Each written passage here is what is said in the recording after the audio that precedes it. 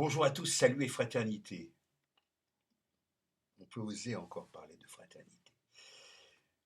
Je n'aime pas parler à chaud d'un fait divers, même si il s'inscrit dans un contexte historique. Je veux parler évidemment de l'assassinat de ce prof d'histoire d'Arras, de ce matin. C'est pas, voilà. Je ne vais pas, on peut dire des banalités, des choses presque obligatoires, c'est-à-dire condoléances à la famille, aux proches, etc., etc. Mais en réalité, ce qui m'importe là pour l'instant, ici maintenant, c'est le fait que c'est un prof d'histoire. Samuel Paty parlait aussi d'histoire. Il a été assassiné aussi. Et d'autres. Alors, en fait, je peux faire un mot rapide, une sorte de chose à l'emporte-pièce, ce que je n'aime pas beaucoup, mais dire que c'est l'histoire qu'on assassine encore une fois. Et c'est pas exceptionnel, puisque depuis des années, l'histoire, la médiatique, elle est reléguée, elle a été confiée, voilà, comme ça, par facilité, par bassesse, entre les mains euh, des poseurs de couronne, on va dire pour faire rapide chez Berne, d'accord. J'ai rien contre lui personnellement, le pauvre, hein. Mais bon, voilà. On est dans ce domaine-là. L'histoire maintenant, c'est les têtes couronnées, c'est les histoires de cul des uns et des autres dans l'histoire. Ça n'a aucun intérêt puisque on ne parle pas des vraies réalités des gens, du peuple, des peuples, des civilisations, jamais. Le fait que le livre Histoire mondiale de la France, magnifique bouquin épais, hein, mais il faut lire des livres épais, sinon on est dans le digest. Le fait que ce livre, donc Histoire mondiale de la France, ait été vilipendé par Finkielkraut et quelques autres, c'est un signe de bonne qualité. De bonne qualité et de relative exactitude, parce qu'on n'est jamais dans l'absolue exactitude, enfin, surtout en histoire. Il y a des découvertes chaque jour, on découvre des nouveaux documents qui mettent en question ceux d'avant, les légendes plus ou moins élaborées à partir de ceci ou de cela. Mais l'histoire, même en perpétuel devenir et perpétuellement infirme, comme la science d'ailleurs, c'est quelque chose d'utile, d'important, et qui doit être tout le temps euh, sollicité dans notre réflexion et dans notre curiosité et aussi dans nos doutes. Enfin, c'est une évidence. Donc, ce que je vois, c'est que l'enseignement de l'histoire a été relativement mis à sac par les différents pouvoirs qui se sont succédés, que de temps en temps, il y a une émission d'histoire, enfin un grand truc, une grande soirée historique sur tel ou tel sujet, plus ou moins contemporain, mais qu'en gros, ce qui existait autrefois avec Guillemin, avec notre camarade André, c'est plutôt André d'ailleurs, enfin, Decaux, Alain Decaux, ces choses-là qui étaient récurrentes, et qui étaient, là, je ne vais pas parler de la caméra explore le temps parce que je vais passer pour un dinosaure, ce que je suis quelque part. Mais enfin, voilà, tout ça a disparu. Tout ça a disparu au profit d'une histoire transformée en roman feuilleton, euh, voilà, sans aucun respect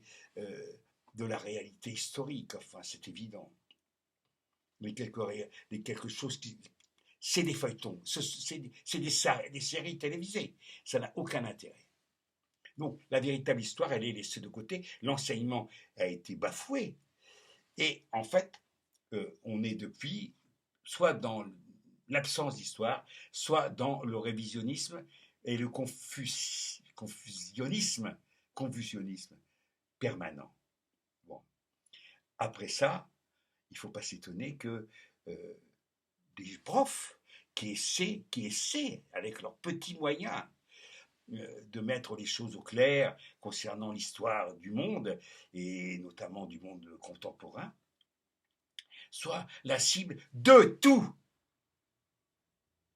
les, de tous ceux qui veulent obscurcir les choses, de tous ceux qui ne veulent pas de la vérité, même si elle est imparfaite, même si elle est bancale, mais ils ne veulent pas, les croyants, quels qu'ils soient, ne veulent pas de l'histoire parce que ça les met en face de leurs propres contradictions et de leurs propres saloperies. Que ce soit des croyants stalinistes, que ce soit des croyants chrétiens, catholiques, que ce soit des croyants de toute obéissance, évidemment musulmans, il n'y a pas de livre sacré. Il n'y a pas de livre sacré. Point. Voilà. Ce qui existe, c'est une recherche permanente de la vérité.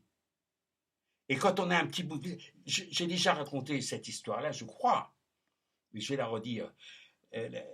C'est Krishnamurti qui disait ça, qui racontait cela.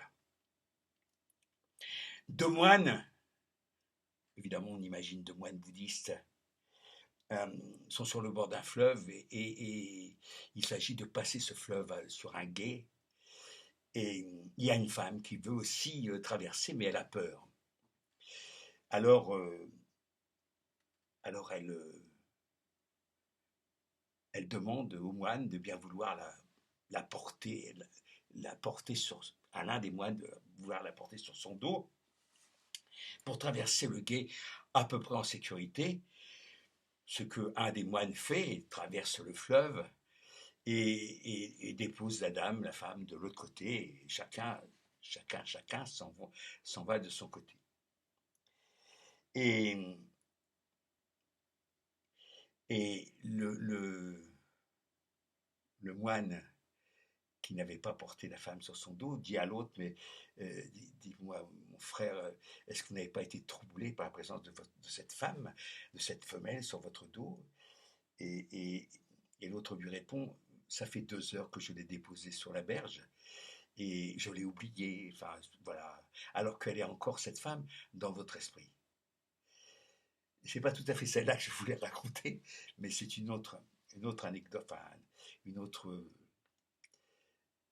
anecdote, pas vraiment, de Krishnamurti. C'est encore deux moines qui se promènent, enfin qui voient